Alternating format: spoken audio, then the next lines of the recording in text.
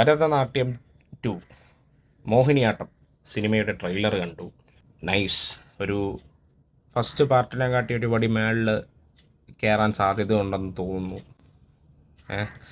സംഭവം പരിപാടി ഒരു ഫൺ ഫാമിലി എൻ്റർടൈനർ ആയിരിക്കും. അതിനൊരു സംശയവും വേണ്ട. എനിക്ക് ട്രെയിലർ ഇഷ്ടപ്പെട്ടു കേട്ടോ. സൂപ്പർ.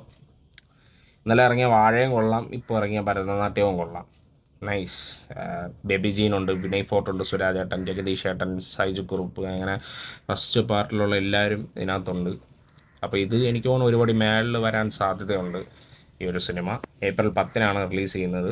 ഫസ്റ്റ് പാർട്ട് എനിക്ക് തോന്നുന്നു അധികം തിയേറ്ററിൽ വർക്ക് എന്ന് വെച്ചാൽ OTT-യിൽ ഇറങ്ങിയപ്പോൾ ഈ സിനിമ ഭയങ്കര റെസ്പോൺസ് കിട്ടിയതാണ്. തിയേറ്ററിൽ അധികം ഓടിയിട്ടില്ല. അപ്പോൾ ഈ പടം വെക്കേഷനാണ് ഇറങ്ങണത്. അപ്പോൾ എന്തായാലും ഒരൊറ്റ പോസിറ്റീവ് മതി, ഫാമിലി എന്തായാലും അടിച്ച് കയറും.